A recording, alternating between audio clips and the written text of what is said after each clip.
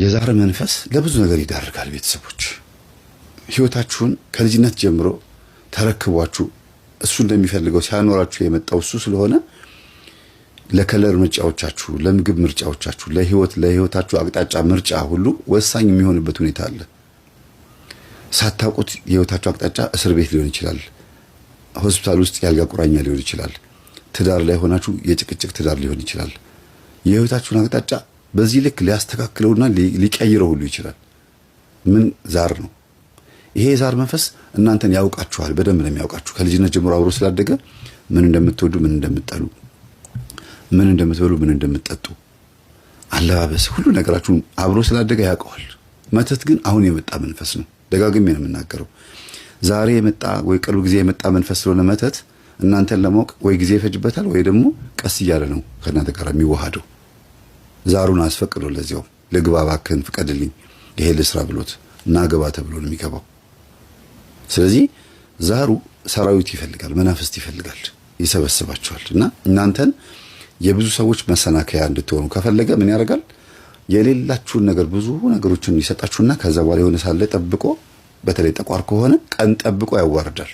በጣም ከባድ ነው። የጠቋር መንፈስ ከባድ ነው። ያደፍጣል። ዝም ይልና የሆነ ቶፕ ደረጃ እስከምትደርሱ ጠብቆ። ለዚህ ነው በትህትና ውስጥ በንጽህና ውስጥ መሆን የሚጠቅመው፣ እግዚአብሔርን መጠጋት የሚጠቅመው ለዛ ነው። በዓለማዊ ቦታ ላይ ሆነ በመንፈሳዊ ቦታ ላይ ያልነቃ ሰው በጠቋር መንፈስ ይዋረዳል። ታውቃላችሁ?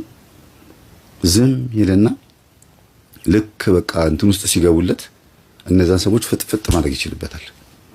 በእርግጥ መሰደብ መዋረድ አይደለም ወይ መነቀፍ አጋንንት እንደፈጠፈጠው ተርጎ ላይቆጠር ይችላል። ግን በኃጢአቱና በተግባሩ በስራው ወይም ባደረገው ነገር ተጋልጦ አንድ ሰው ሲወድቅ በድብቅ ያደርገው የነበረው ነገር ካለ ከዛም አልፎ ተርፎ ደግሞ ሰው የማያውቀው ሌላ ህይወት ያለው ካለ ጠቋር ይሄ ነገር የማጋለጥ ይሄ ነገር የማውጣት እጅግ በጣም የተካነ ነው ማለት ነው። እና እግዚአብሔር ከእንደዚያ ነገር ሁላችንም ያውጣን። በእውነት ኃጢአትም ካለ ንስሐ እንድንገባ መንፈስ ቅዱስ እንዲጎበኝን ህይወታችንን በየጊዜው ቼክ ማናር ከሆነ ከባድ ነው። ልታይ ማለት አንዳንድ ጊዜ በጣም ከባድ ነው። እኔ ልሰማ እኔ ልደመጥ ማለት ከባድ ነው። እምለው ነገር ትክክል ነው ብሎ በሰው ፊት መታየትም በጣም ከባድ ነው። ለምን ልታይ ከምንለው በላይ ደግሞ አረ ደብቁኝ ሸፍኑኝ የምንልባቸው ነገሮች ሊመጡ ስለሚችሉ ማለት ነው። ከባድ የሆኑ ነገሮች በህይወታችን ውስጥ እንዲመጡ ጠቋር ሊያደርግ ይችላል። የእግዚአብሔርን ቃል ስትመሰክሩ ብትዋረዱ ይሻላል ይላል እኮ ቅዱስ ጴጥሮስ ሲናገር፣ በዓለም ምክንያት ተፈትናችሁ ከምትሞቱ ከምትወድቁ ወይም ከምትፈተኑ በመንፈሳዊ ነገር ተፈትናችሁ ቃሉን ስትመሰክሩ ተፈትናችሁ ብትወድቁ ነው የሚሻለው። ወይም ደግሞ ተፈትናችሁ ብትታሰሩ ነው የሚሻለው። ለምን መሰከርክ፣ ለምን አስተማርክ፣ ለምን ሰው አዳንክ ተብለን ብንነቀፍ ነው የሚሻለው። ቅዱስ ጴጥሮስ የተናገረው ይሄንን ነው። እና አንዳንድ ጊዜ የደብተራው አይነት ህይወት የሚኖሩ ሰዎች አሉ፣ ግን ደብተራ ላይሆኑ ይችላሉ።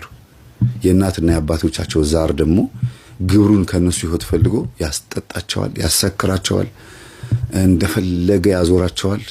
ገንዘባቸውን ነው የሚበትኑት። በቃ በየናይት ክለቡ በመናም በሴት በመናም በመጠጥ በሴቶች ከሆኑ ደግሞ በእንደዚሁ ገንዘባቸውን ይበትናሉ። ግን በመንፈስ ኃይል እንደሆነ የሚያውቁም ደግሞ አሉ። ምን ላድርግ ከዚህ ነገር መላቀቅ አቃተኝ ይላሉ። ሲጋራ እያጨሱ የሚያስጨሰው ሰይጣን እንደሆነ እያወቀ እያለቀሰ የሚያጨሳል። አትፍረዱ የሚባለው ለዚህ ነው። እየጠጣ ከሴት ጋር እየተገናኘ ከወንድ ጋር የዘሞተች በተራራ ላይ የማገጠች እያለቀሱ ግን ይህን ጉዳይ ማቆም እንዳቃታቸው ይናገራሉ። ማን ጋር መሄድ እንዳለባቸው ግራ የገባቸው በጣም ብዙ ወንድም እናቶች አሉ። ኢቭን ጸበል ሄደው እንኳን መጠመቅ እንዳለባቸው እያወቁ ግን ከዚህ ኃጢአት መላቀቅ ያቃታቸው ሰዎች አሉ። ለምን ሲባል ልባቸው ተይዟል፣ ይጎትታቸዋል። በቃ አሁንም ልክ እንደ ቡና ሱስና እንደ መጠጥ ሱስ አምጣ ብሎ ኃጢአትን በየጊዜው እንዲጠማቸው ለእግዚአብሔር ጊዜ እንዳይኖራቸው ያደርጋል። ኢቭን ጊዜ ቢኖራቸውም እንኳን ራሱ በመተከዝና በመቆዘም ውስጥ ነው የሚሉት። በቃ ህይወታቸው ብልሽሽት ይላል። እና ግን ለሰው ደግ አዛኝ ሆነው ደግሞ ይታያሉ። በጣም ቸር፣ ሩህሩህ፣ መልካም ሰው ለጋስ ሆነው ደግሞ የሚታዩ ደግሞ አሉ። የግል ህይወታቸው ስታዩት ደግሞ ልክ አንዳንድ የኔ ቢጤዎች ለማኞች ማለት ነው ከአንዱ ጥግ አንዱ ጥግ ሄደው ይለምናሉ። ግን ቤት አላቸው፣ ኖርማል ቤት አላቸው። ለማንኛውም ሰው ቤት ኪራይ የሚከፍሉ ሰዎች ናቸውና ከመገናኛ አየር ጤና ሄዶ የሚለምን የኔ ቢጤ ይኖራል። እዛ አካባቢ የሚያቀኝ የለም ብሎ ስለሚያስብ ከአየር ጤና ደግሞ መገናኛ መጥተው የሚለምን ደግሞ ይኖራል። እዛ የሚያቀኝ ሰው የለም ብሎ ስለሚያስብ ማለት ነው። እና ምንድነው በኃጢአትም እንደዚህ የሚያደርጉ ሰዎች አሉ፣ በጽድቁም እንደዚህ የሚያደርጉ ሰዎች አሉ። እንዳልታወቅ ብለው ሰዎችን ድሃዎችን ሲረዱ ማንም ሰው እንዳያውቅባቸው ተከልለው ተደብቀው የሚረዱ እንዳሉ ሁሉ ጽድቃቸው እንዳይታወቅባቸው በጥንቃቄ የሚኖሩ እንዳሉ ሁሉ በኃጢአትም ደግሞ ኃጢአታቸው እንዳይታወቅባቸው ርቀው ከሚስትም ከቤተሰብም ከዘመድም ርቀው በሳይት ሰበብ ወይም ደግሞ በስራ ወደ ክፍለ ሀገር ሄጃለሁ፣ እዛ አካባቢ ስራ ታዝዣለሁ ብለው የሚሄዱ።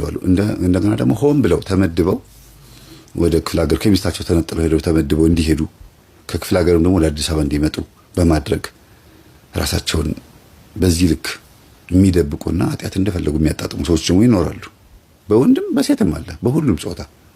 እና ይሄ ግን እግዚአብሔርን እያወቀን መፈጸሙ ነው የሚገርመው።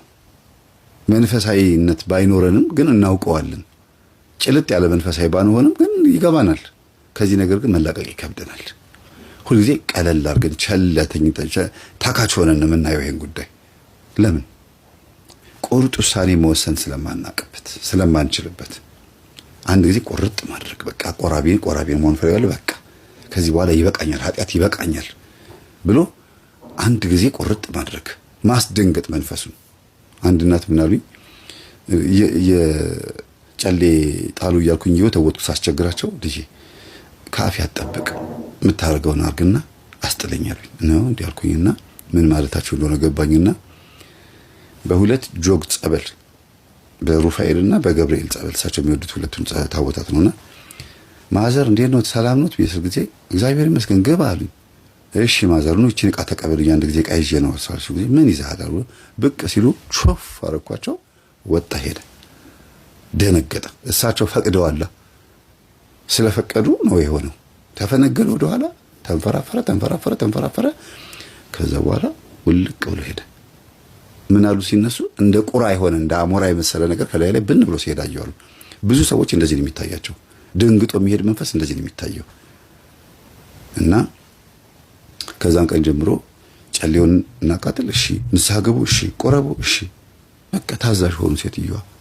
እና አንደበታቸው ላይ ሆነው እያወቁ እኮ ነው እየሰበኳቸው። አዎ ልጄ ልክ ነህ፣ አዎ እሱማ ልክ ነው ይሉኛል። እና ማዘር የመቼ ነው ታዲያ ጨሌው የምንጥለው ሳቸው ጊዜ እኔ ምን ትጠይቀኛለህ? ከኔ አፍ አትጠብቅ። እጥለዋለሁ ማለት እኮ ከብዷቸው ነው። እሺ ማለት ከብዷቸው እኮ ነው ጨሌው ላይ ሲደርስ። እና ለካ እገዛ የሚፈልግም ሰው አለ። እና አንዳንዴ አግዟቸው። እግዚአብሔርን እያወቁ እግዚአብሔርን በደንብ ጠንቅቀው የሚያውቁትም ሰዎች ራሱ በኃጢአት ውስጥ ገብተው የምታገኟቸው ጊዜ አለ። እና እርዳታ ያስፈልጋል። አንዱ የአንዱን ሸክም መሸከም አለበት ይላል። ወድቆ ስታገኘው አትርገጠው። የሞተን በሬ በጦር ብትወቀው ቆዳውን ማበላሸት ነው የሚባል ተረት አለ። እና አንዳንዴ በህይወታችን ውስጥ የሚመጡት ሰዎች እኛን የሚበልጡን ሆነው በሆነ ነገር በልጠውን በሆነ ነገር ደግሞ የምንበልጣቸው ሰዎች አሉና መመጋገብ ይሻላል። ሶኬት አይታችኋል? አንዱ ገቢ ነው፣ አንዱ ደግሞ ተቀባይ ነው። ልክ እንደዛ መመጋገብ አለብን። ሁለቱም ኃይል አለው። ገቢውም የሚያጫውተው ነገር አለው ሶኬቱ፣ ተቀባዩም ደግሞ ኃይል አለው። ሁለቱ ሲገናኙ ነው ሁለቱም የሚመጋገቡትና ያላችሁን አካፍሉ፣ ያላቸውን ያካፍሏችኋል። ግን ጥንቃቄ ባለው መንገድ መሆን አለበት ብዬ አስባለሁ። እህታችን እሺ ገዳም የሚለውን ሐሳቤን አቆማለሁ አገባሻለሁ ካለ እድለኛ ነሽ። መልካም ሰው ነው፣ ጥሩ ሰው ነው።